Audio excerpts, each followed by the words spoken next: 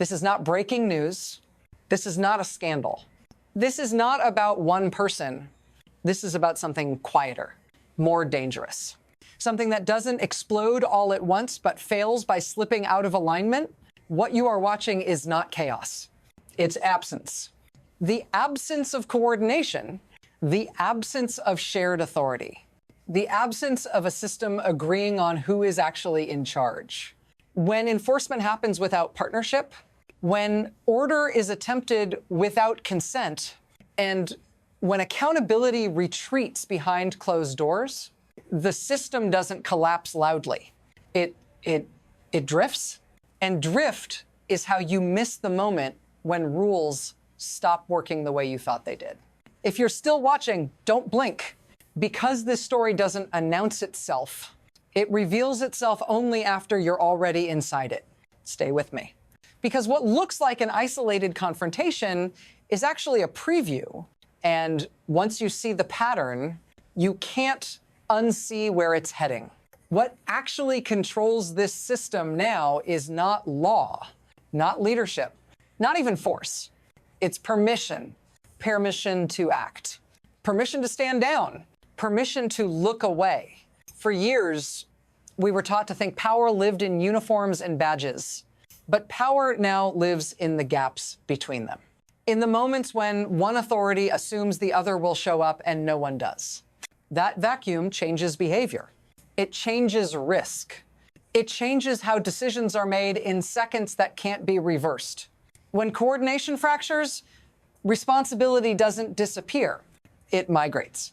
Upward, inward, away from public view. And when systems stop sharing the burden of legitimacy, enforcement becomes improvisation. Oversight becomes optional, and accountability becomes conditional. This isn't about defiance or obedience. It's about what fills the space when mutual trust quietly exits the room. And that space is not empty for long, because something else always moves in. The most dangerous changes don't arrive as decisions, they arrive as habits. There was a time when lines were clear. Local forces handled streets. Federal forces handled mandates. Each constrained the other. Each made the other safer. Then slowly, that balance normalized its own erosion. Coordination became optional. Presence became symbolic. Non-participation was reframed as neutrality. Before, silence meant escalation was coming. Now, silence means no one is coming at all. And once that expectation sets in, behavior adapts. Crowds test limits. Agents harden posture. Rules compress into seconds. Nothing dramatic announces this shift. No vote. No emergency declaration. Just repetition. Again and again. The system practices operating without its missing parts. That's the quiet transformation. Not collapse. Conditioning, because when absence becomes predictable, people stop planning for restraint. And when restraint disappears from planning, every encounter starts closer to the edge than the last. The first rupture didn't arrive as a policy debate. It arrived as noise. Crowds where coordination should have been. Commands shouted into space where backup should have stood. A federal operation unfolding in a city that chose not to participate in it. That choice mattered. Because when street control vanishes, the rules don't pause. They compress. Decisions that are supposed to pass through layers of restraint suddenly hit the ground all at once. Seconds replace process. Instinct replaces protocol. This wasn't the story people think they saw. It wasn't about confrontation. It was about exposure, agents operating without a buffer, crowds testing boundaries they no longer believed existed, a system discovering too late that its safety mechanisms had been quietly removed. Afterward, local authority appeared. Not to prevent, not to intervene, but to clean up. That sequence matters more than the outcome itself. Because once enforcement becomes solitary and aftermath becomes symbolic, the line between control and chaos narrows to a breath. And when that line snaps, the system doesn't get a second chance to rewind. What happened next wasn't an accident. It was the system doing exactly what it had been trained to do. Here is the part most people never see. When systems fracture, they don't fail evenly. They redistribute risk. Those with distance gain insulation. Those on the ground absorb volatility. The mechanism is simple. When local authority withdraws, federal authority doesn't retreat. It consolidates. Operations narrow. Decision chains shorten. Oversight moves upward, away from the street, and out of view. That shift benefits one side immediately, the institution that can operate alone. But it transfers the cost elsewhere, to the agents forced to interpret intent without context, to the public encountering force without familiarity, to accountability, which becomes delayed, centralized, conditional. Information follows the same logic. Evidence is contained. Narratives are managed. Transparency becomes a strategic variable, not a default rule. This isn't secrecy for its own sake. It's adaptation, a system protecting itself once it can no longer rely on shared legitimacy. And once that protection mechanism activates, it doesn't turn off easily, because reversing it would mean admitting the partnership is broken. That's the trade no one votes on. Control now, trust later. And every time that choice is made, the system becomes more efficient and more brittle. Then the pressure multiplies, not once, repeatedly. More bodies, more noise, more resistance, trained resistance. Signals move faster than authority.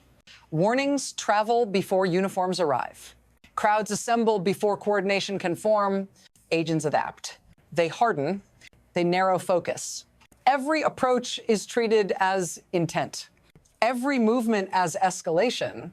There is no time for interpretation. No margin for error. No shared rule book. Arrests trigger response. Response triggers surge. Surge triggers containment. Containment looks like force. And force, once visible, becomes the story even when it isn't the cause. The system is now running hot. Hot systems don't slow down. They shed safeguards. By this point, no one is asking who's in charge. They're asking who will move first. And when both sides believe delay equals danger, the encounter becomes irreversible before anyone realizes it crossed the line. That's when a single moment becomes permanent. And once it does, the system loses the ability to argue about process. Because from here on, everything is interpreted as intent. This is the point where it reaches you. Not as theory, not as policy, as proximity, because when systems fail this way, they don't stay abstract. They show up in neighborhoods, in schools, in routines that used to feel insulated from conflict. You don't have to choose a side to feel it. You just have to live near the consequences. When authority fragments, everyday decisions inherit risk. Who you trust, who you avoid, what you teach your kids about right and wrong and when to step back.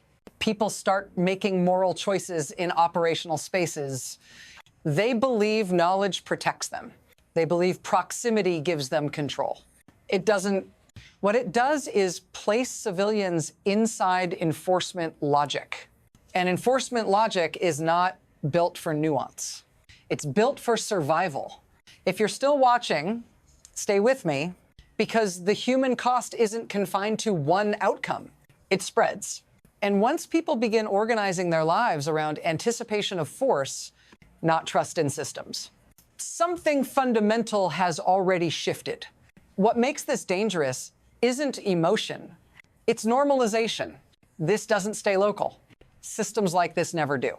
Because once a breakdown proves survivable in one place, it becomes replicable everywhere else.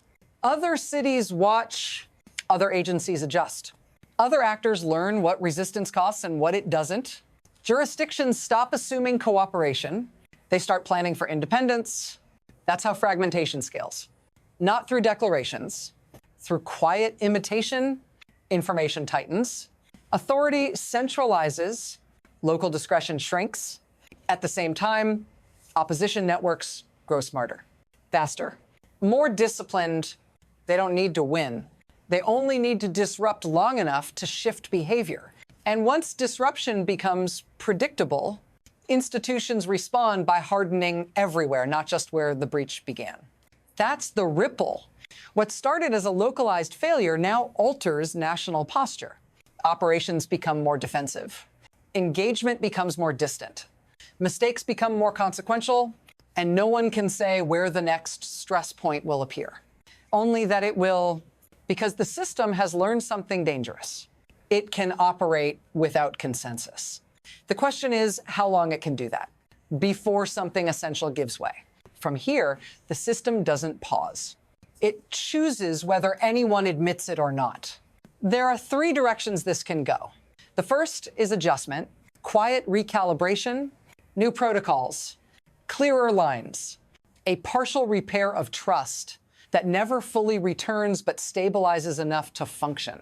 That path requires restraint from everyone involved. And restraint is expensive. The second is erosion. Slower, more familiar. Authority keeps centralizing. Local institutions keep stepping back. Oversight becomes procedural instead of participatory. Nothing breaks dramatically. It just stops working the way it used to. The third is rupture. That's when normalization ends. When a single confrontation triggers a cascade. When force is expected, resistance is rehearsed, and legitimacy collapses in real time. No one chooses rupture on paper. It emerges when adjustment fails and erosion goes unnoticed. Right now, all three paths are still open. But only one thing is certain. The system is accelerating toward a decision, and it won't wait for consensus before it makes one. There is a temptation at moments like this to look for reassurance, for balance, for a statement that promises the system will correct itself. This is not that moment. Because systems don't self-correct under pressure, they reveal what they've already become. What you're seeing now is a test of whether authority can exist without shared belief, whether force can substitute for legitimacy, whether coordination can be replaced by containment. Nothing about this resolves cleanly. Not the investigations, not the narratives, not the next confrontation. And the most dangerous part is this. Once people adjust their lives around anticipation of conflict, the conflict no longer needs to announce itself. It just waits. If you want to understand what comes next, not in one city, but across the system, you have to keep watching how power behaves when trust runs out. Because the next chapter isn't about what happened. It's about what no longer has to be explained. Stay with me. This story isn't finished.